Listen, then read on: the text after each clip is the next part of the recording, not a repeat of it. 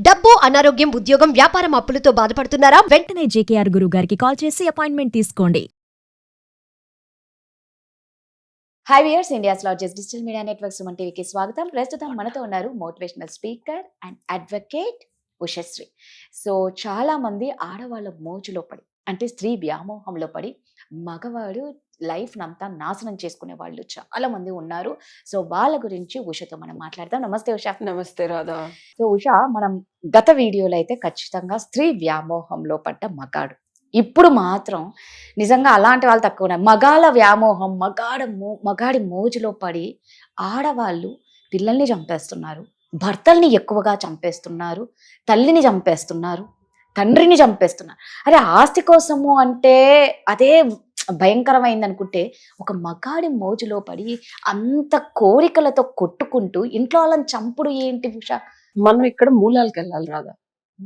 Society పరంగా నువ్వు అడిగే క్వశ్చన్స్ బాధ్యతారహితంగా ఆడది బిహేవ్ చేస్తోంది. అవును, ఖచ్చితంగా. కనుక అమ్మ గాని, బిడ్డ గాని, అక్క గాని, గర్ల్ ఫ్రెండ్ గాని అనే ఒక ప్రాపర్ ఏదైతే బేసిక్ రూల్స్ ఉంటాయో పాటించకుండా కామానికి వాల్యూ ఇస్తుంది, కబళించే కోరికల్ని ఇంపార్టెంట్ గా తీసుకొని మిగిలిన అన్నిటిని తోసిపడేస్తుంది. This is your question. ఇప్పుడు మనం సోర్స్ ఏంటి? కామం. అండ్ అది చాలా స్ట్రాంగ్ గా మారిపోతుంది ఉషా. అసలు ఎందుకు చేస్తున్నారు వీళ్ళు? లాస్ట్ టైం కూడా నువ్వు కదిలిపోయి అడిగే ఉన్నాను నీ క్వశ్చన్. నీకు దీనికి ఇంత బాధ రాలేదు కానీ ముసలోడు కొనిస్తే గోల్డ్ చైన్ బాధ వచ్చింది అలా ఆవిడ మీద అని. నాకు ఎందుకు బాధ రాలేదంటే రాధా, ఎప్పుడైనా యాజ్ అన్ అడ్వకేట్ గా కానీ, సోషల్ యాక్టివిస్ట్ గా కానీ ఒక ప్రాబ్లం వచ్చినప్పుడు రూట్ ఏంటి, బీజం ఏంటి? నేను కేరళలో వెళ్ళి ఒక 6 నెలలు ఉండి కేరళ ఆయుర్వేదిక్ కూడా చదివా. దాంట్లో ఎప్పుడైనా రోగం 100 ప్రాబ్లమ్స్ చెప్తుంటే క్లయింట్ వాడు ఒక్కటే చెప్తాడు, you need to understand the root. Root ఏంటి? ఆడవాళ్ళకి విపరీతమైన కామం. కనిపించదు, మగాడు కనిపిస్తాడేమో అని ఎవరు చెప్పారు? తొక్కేసారు ఆడవాళ్ళు. ఈ సమాజం ఇంట్లో పెట్టి ఒక మగాడితో ఉండి వంటింటి కుందేల్ని చేస్తే తప్పించి ఆవిడ ఎనర్జీ, ఆవిడ కోరికలు, ఆవిడ ఇష్టాలు, ఆవిడ కష్టాలన్నీ లిమిటెడ్ చేసి ఈవిడికి ఇంత ఉంది కాబట్టి అని రిస్ట్రిక్ట్ చేసింది సొసైటీ పాతకాలంలో. మనం దాన్ని ఏమనుకున్నాం? ఆడవాళ్ళు రిస్ట్రిక్ట్ ఆడదాని మనస్సు ఎంత పవర్ఫుల్ అంటే చెంచలం ప్లస్ స్టిల్ పవర్ఫుల్. ఒక్కసారి ఇది కావాలి అని మొండు పట్టిందా, హరిహరాదులు దిగొచ్చిన ప్రళయ తాండవం చేసే ఖాళీ అయిపోతుంది. బాలా త్రిపుర సుందరి లాగా ముద్దుగా ఉందని చెప్పి దగ్గర తీసుకొని పెళ్లి చేసుకుంటావు కానీ ఆవిడకి కావాల్సింది ఇవ్వకపోతే ఏమవుతుంది? ప్రళయ తాండవం సృష్టిస్తుంది. అదే జరుగుతుంది. ఆడవాళ్ళు చంపుతున్నారు అంటే ఆమె కోరిక తీర్చకపోతే అది శక్తి, ఆదిపరాశక్తి. సో నువ్వు దాన్ని క్వశ్చన్ చేయడానికి లేదు. నువ్వు ఇవ్వాల్సింది ఇవ్వాలి. ఇవ్వాల్సిన మోతాదులో ఇచ్చే బాధ్యత భర్తది. గుర్తుపెట్టుకో, భరించేవాడే భర్త. నువ్వు భరించకుండా ఇలా కోరుకుంటుందా, ఆడది ఇలా ఉండాలి, చీర కట్టుకోవాలి, లైక్ నా ఫ్రెండ్స్ చెప్తున్నా, ఈ సప్రెషన్ లో ఉండాలి, ఈ కోరిక ఎందుకు వస్తుంది నీకు? నేను తీర్చును. కోరిక ఎందుకు వస్తుంది? నువ్వు క్వశ్చన్ చేసే ఎబిలిటీ నీకు లేదు. ఒక ఆడదానికి ఒక కోరిక వచ్చిందంటే డబ్బు పరంగా ఫిజికల్ నువ్వు ఫుల్ఫిల్ చెయ్యాలి. లేనప్పుడు నువ్వు భర్త ఎందుకు ఆవిడ ఫుల్ఫిల్ చేసేసుకుంటుంది. ఇప్పుడు ఇదివరకంటే రిస్ట్రిక్టెడ్ గా ఉంది, ఇప్పుడు లేదు కదా. ఇదివరకంటే క్లోజ్డ్ సినారియో సొసైటీ, ఎవరితో మాట్లాడలేదు. ఇప్పుడు ఉద్యోగాలు చేస్తున్న డబ్బులు ఎందుకు రిస్ట్రిక్ట్ చేసుకుంటుంది? సో నేను ఎందుకు కామ్గా ఉంటానంటే, ఒక ఆడదాని కోరిక కనుక తీరకపోతే అది కామవని ఇంకో ఏదన్నా అవని, అమ్మవారిలో ఏదైతే ఒక విపరీతమైన రౌద్రం ఉందో ఆ అణువు యాక్టివేట్ అవుతుందేమో.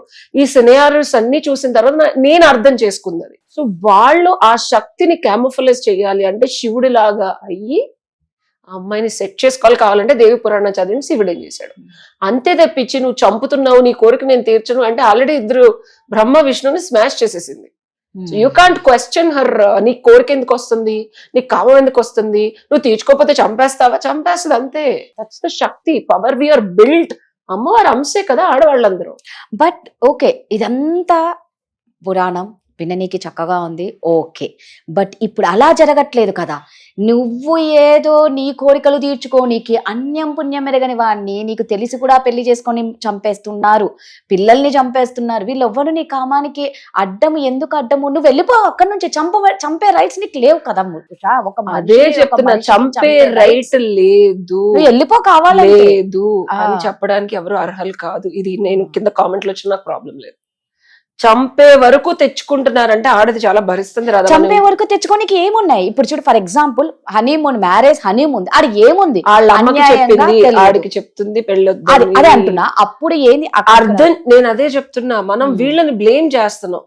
ఉమ్. నేను తప్పే అంటున్నా. As an advocate, murder is 100% wrong. You don't have any right. If a wear hat of an advocate, um. No right వాడిని జీవితాంతం కారాగార శిక్ష వేయాలి. మనం అది కూడా మాట్లాడుకున్నాం.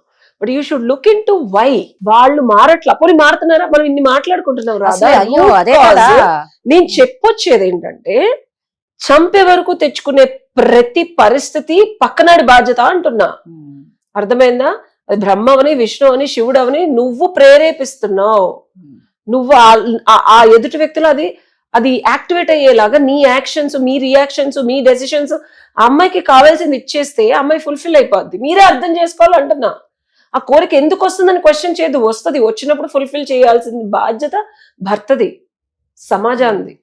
నువ్వు చేయలేనప్పుడు ఆవిడ అది యాక్టివేట్ అవుతుంది. Is my solution. దానికి బుర్రకి ఏం తెలియదు. ఇప్పుడు బ్రహ్మను చంపడం కరెక్టా, విష్ణువుని చంపడం కరెక్టా? ఆవిడ కోరిక తీర్చలేదు, నువ్వు అమ్మవారికే క్వశ్చన్ చేస్తే, ఇప్పుడు నేను అడిగే క్వశ్చన్ నేను ఈ కాంటెక్స్ట్ లో అడుగుతా. మనం అంశ కాబట్టి యాక్టివేట్ అవుతుంది రాదా, అది అన్కంట్రోలబుల్ ఎనర్జీ అంటున్నా. వాళ్ళకి ఇంకా అసలు కెన్ యూ బిలీవ్, తల్లిని చంపుతున్నానా, బిడ్డని చంపుతున్నానా, భర్తని చంపుతున్నానా అన్న జ్ఞానము, బుద్ధి ఉంటే చంపాలన్న థాట్ వచ్చినప్పుడు ఆగిపోతారు రాదా. నీకు అర్థమవుతుందా? ఒక్కసారి, 2 సార్లు, 5 సార్లు, 7 సార్లు ఆ ప్రయత్నం. ఇమాజిన్. నేను ఆ ఎనర్జీ వెనకాల ఉన్న ఉత్సుక అంటే ఏది దాన్ని ప్రేరేపిస్తుంది, ఏది దాన్ని ఎగ్జిక్యూట్ చేసే వరకు పవర్ తీసుకెళ్తుంది, ఆపట్లేదు, ఆగట్లేదు. ఇన్ని చావులు మీడియాలో చూసిన తర్వాత కూడా మళ్ళీ రీసెంట్ గా మన ఆంధ్రలో, తెలంగాణలో జరిగింది. వై? దానికి చెప్తున్నాను నేను. సొల్యూషన్ ఏంటంటే, వీళ్ళు కంట్రోల్ అవ్వమని మనం చెప్తే అవ్వరు రాదా, అవ్వట్లేదు. పక్కన ఉన్న వాళ్ళు వాళ్ళకి ఏం కావాలో అది ఇవ్వండి, మీరే వెళ్ళిపోండి. వేటగాడు వేటాడితే ఎవరు పారిపోవాలి? వేటగాడిని నువ్వు వేటాడడం తప్ప, వేటాడదని చెప్తా, జింకకి చెప్తా, జింకలే వెళ్ళిపోవాలి. అది సొల్యూషన్. నీకు ఇది వింతగా ఉంటుంది. సో ఇదండి నిజంగా. అంటే ఉష చెప్పినట్లు ఏంటంటే, అసలు ఎందుకు ఇలా అయిపోతున్నారో దాని నుంచి బయటికి ముందు మనల్ని మనం రక్షించుకోవాలంటే వాళ్ళని వదిలిపడేయడమే కరెక్ట్ అని నాకు. క్రిమినల్స్ దగ్గరికి వెళ్ళి క్రిమినల్ గా ఉండదురా అంటే ఎట్టుండడు రాదా. They are cold blooded, mentally disturbed psychopaths and criminals.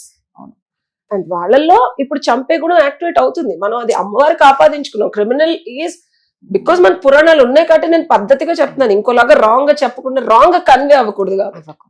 Super. Thank you Usha.